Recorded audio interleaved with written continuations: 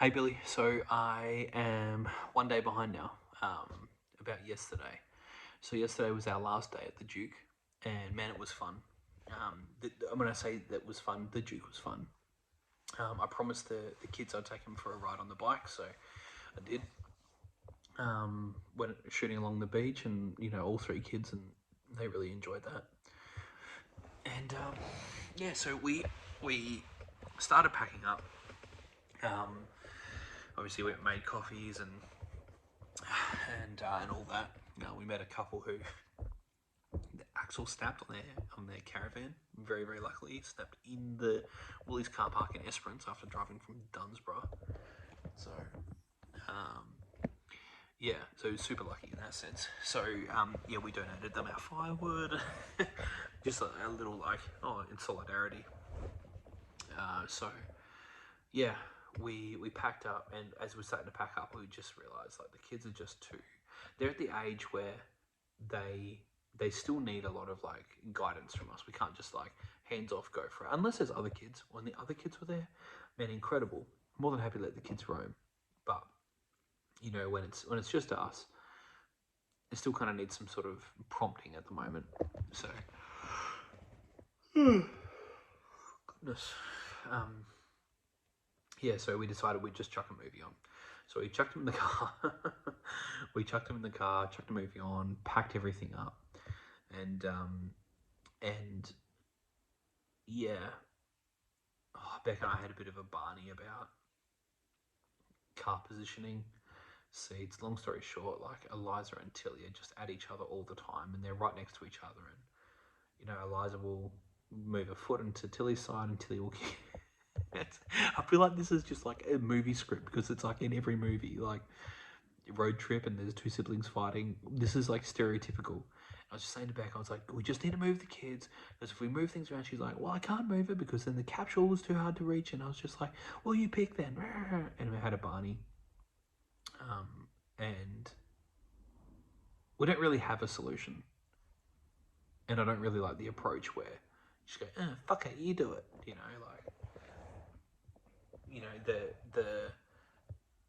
The tension between our two kids. We don't want them to have that.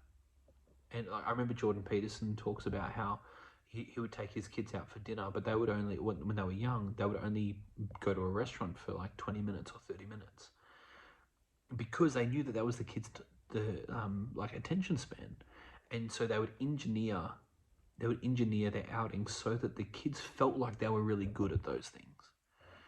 So him and his missus knew that they'd be good for about 20 to 30 minutes, and because of that, they would make sure that they would have really great dining experiences, and the kids would be proud about going out to these good restaurants.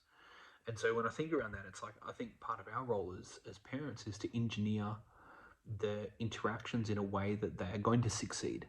And it doesn't mean that they're like spoon fed the whole time. It doesn't mean that they get a participation trophy or anything like that.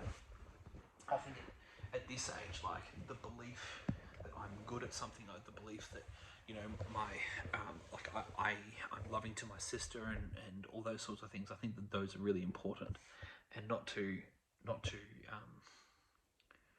or just to make sure that we're setting them up on the best footing that we can. So we still don't have a solution on that yet, but I think yeah, it'd be good to have something soon. Anyway, so then we spent the next 2.5 hours packing up our campsite. We meant to check out at 10. We checked out at 11:30. Yeah, that was a fun one. There was a lot of just, in my stoicism and all that sort of stuff was coming and being like, yeah, it's fine. Like, I can't remember how I was justifying in my head, but for whatever reason, it kind of worked and was a little very like, stability, calm, strength. So anyway, it was good. So we packed up. The kids, we told them it was about an hour drive back into Esperance, and we just said to them like, hey, it's time to nap now. Also, we decided that we would spend a few more nights in Esperance where we don't have to set up, we don't have to camp, we can just eat out and just spend time as a family, kind of like winding down before we get back into Cal and just go wild. So that was good. So we booked an Airbnb and we rocked up there, which was cool. So anyway, so we made our way into there, pulled up at the brewery, as is expected around Easter time in Esperance at Lucky Bay Brewery. You're going to meet a lot of people you know, and that was kind of nice just to like see a few people and see some familiar faces, and that was really cool. So yeah, so we did that. We had lunch with the kids. I let Tilly pick. Oh yeah. I let Tilly pick what we're gonna eat, and I let her pick the lemonades, which she was already gonna pick anyway. So yeah, so she enjoyed that. I've been making sure I spend a lot of my time with Tilly, actually, and Eliza. All of them. Yeah, it's always a bit of a balancing act, eh? I don't think like one of the big things we didn't want any more kids was because I'm not confident I'd be able to give them adequate attention, and the depth of relationship and know them well. There's a lot of people who have large families that say that that's not of concern, and they've got their reasons for it. But yeah. Anyway, side note that is. Oh yeah, we were at the brewery and Beck asked me. She was like, like what's on your mind? And I didn't realize I'd gone quiet. And not to say I don't think alcohol. I don't think the reason was the alcohol. But yeah, certainly like a little bit melancholy. Hey, I think what did I write down here? Hang on a second.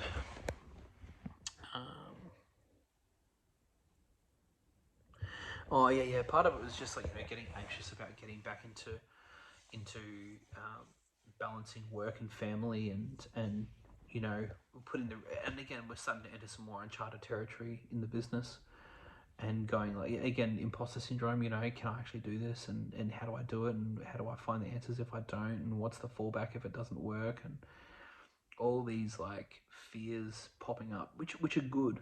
I think that like it's important to be stretched, but yeah, so just kind of like I know that it's coming up. Our holiday's drawing to an end, and yeah, I think there's that Marcus Aurelius quote, pretty much talking about just don't be caught up in the future. For I think he says something like you have to meet tomorrow with the tools you have today anyway. Yeah, something to that effect. And yeah, so just trying to navigate like how do I actually do this? How do I pull this off? And there's a little bit of guilt around taking time off. It's foreign for me to be in a position where I've got people who work in my business and I'm not needed there all the time. That's foreign, and I feel guilty taking time off, which is something that I should probably explore. It doesn't mean that I haven't been. I've still been doing it, but yeah, I think knowing that there's so much to work on in the business and then taking time off is a tricky one to balance. Yeah, that's probably it. Maybe that. I don't know. Yeah, so that was kind of on my mind. And it was a good prompt that she gave me to actually go, what is going on in my mind? Because I was able to actually get stuff out of my head, which is really valuable. She's such a good woman. I love that woman so much. Oh yeah, that's right. Yeah, and then even just like the where I want to take the business is pretty unconventional. And realizing, okay, there are others that have trodden this path before, and I know I'm being vague, but I'm still working on it, and I don't want to make it public unless I'm ready to. So kind of like I can articulate it properly, and I don't want to say I'm going to do this and then not do it. So, yeah, and speaking with other friends of ours who like, they're kind of gone down the path of running their business more traditionally, and it's paying off. It's paying off, and I'm just like, oh, are we doing it the wrong way? And Not to say you only get one shot, because I don't think you only get one shot, but you also, oh, no, actually, that's not a concern. What I was going to say then is you only get one shot, and once the time's spent, it's gone. But then also realizing, well, but the time's not, it's not spent, it's invested, and you learn, provided you want to learn, which I do. I feel like I'm pretty good at learning. Then you learn from those mistakes and you adapt, and you hear those stories where people start X amount of businesses and then finally one of them works, and yeah, maybe I shouldn't be so concerned. I don't think I should be so concerned. Yeah. Anyway, so that's cool. Oh yeah. So one of the things that I actually have been really proud of, and I think I might have touched on this earlier. There are a few things around like sex and stuff I touched on, but after Beck giving birth to Sterling, obviously there's an element of having to the woman has to recover, and I've been really intentional about one of the things around that I learned from Stoicism is that you're if let's say you're going for a run and your legs are burning, it's very easy to lie to yourself and say I'm in pain, but you're not. Your legs are burning because of lactic acid buildup. That's it. Let's isolate the pain to where it is. And so for me, one of the things I'm has been really, really great, because listen, full disclosure, for the most part, my strategy with managing, and I know I'm not alone in this world, right? Is that it's there'll be dudes who, there'll be it'll be a while since you've had any action, and then you kind of just want to get rid of the tension, and so you masturbate, and that's kind of been, especially with the other kids, that's been my strategy. It's just I don't want to pressure Beck, and I don't want her to feel like she has to compromise on her body any sooner. So to manage it, I'll just get rid of the tension and get rid of the build up. And this time has been really cool because I've not been doing that, and I've just been localizing the stimulus to where it is, and rather than being and just going I don't actually have to buy into. I can notice myself. Let's call a spade a spade. I can notice myself getting horny, and I don't actually have to act on that. I can just let it. I can just notice that. I can observe the fact that I am a man who has hormones and is horny. Tick, full stop. I don't actually have to act on that at all. I can just observe it and then continue on with my day. Man, do you know how fucking awesome it's been? It's been so good. So good. And I know there's been times in my past where I've been like that as well. But man, I feel so grounded and balanced and focused, and man, it's awesome, eh? I love it. So I feel like there's a new chapter in that sense. I'll keep you up to date anyway. Well, unless you don't want to. It's my journal. It's mine. I'm talking to me. I forget that. I really actually did like the format where I was talking to Future Billy. I need to remind myself that's the format that I want to run with. But yeah. So that's been really cool. Yeah, another thing around sex life and stuff is that both Beck and I were looking forward to sex being about us 100% of the time now, rather than it's in part for us, but also part for raising a family or starting a family and growing a family. That chapter is now closed, so now it's just us, and that's really cool. That's something that we're both quite excited about, and yeah. So yeah, let me see what else I got on here. Oh yeah. So anyway, we played with the kids, and we went to we checked into our Airbnb, and it was wicked, right at the top of this hill along Twilight Beach Road in West Beach, and there's this trampoline in the ground just like we've got at home. kids bouncing, and it is so picturesque, so beautiful. And one of the things we've been trying to do a lot more recently is let the kids have a lot more autonomy over how we as a family spend our time. And obviously there's an element of having to like expose the kids to new things, so they've got new things to do. But the other thing as well is that, like, you know, when I'm not relying on my phone for dopamine hits, I want to be more involved, you know, and I want to be doing things with them rather than be like, I've got to do this, got to do that, got to do this, got to do that. And this is why I'm saying in the previous videos as well, is that going forward is that I'm going to make sure that I'm spending time.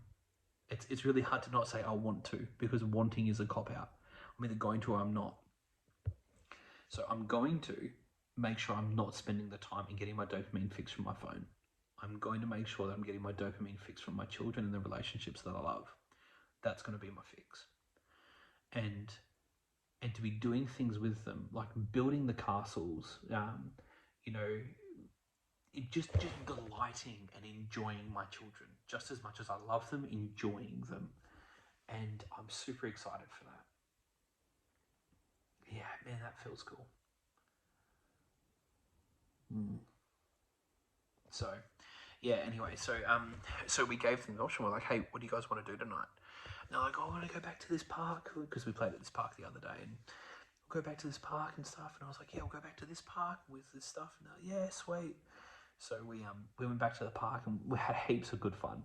Heaps of fun. Like, kids were playing heaps, and there was those, like, you know, those like seats with like it's like almost like a scale where two people of similar weight sit on the end, and they kind of push each other up and down, kind of like a seesaw. Pretty much, it's a seesaw, except it dangles instead of you sitting on it.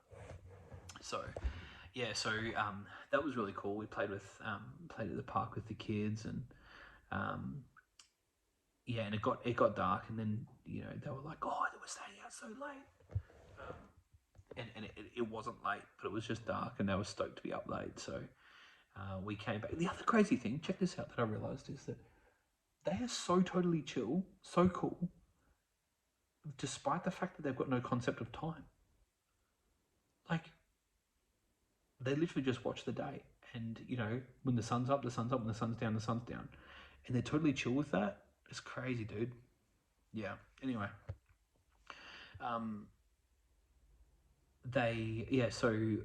we took them to the playground and stuff, and they had a fat play, and then we ended up heading home, and we came back, and they ate like Vegemite on corn thins. That's just what they wanted to eat. We were like, yeah, sweet, whatever. Lexi ate like 10 of them, which is crazy because she's usually really picky. And Beck and I had to go get Scotch and Coke, and I went to the Pier Hotel and got this like Texan barbecue board or whatever it was. So good. Beck got this salad, and we just sat, and so funny. Lexi was like, she was so sus. She was onto us. She was like, hey, Dad, why do you have to go get some more Coke? Because I need to get some Coke for Scotch and Coke. And she was like, why do you need to go get some more Coke? I was like, oh, I got the wrong one. She's like, what ones do you need? Oh, I just need some different ones. What ones did you get? I was like, God damn it, girl, she's so cluey.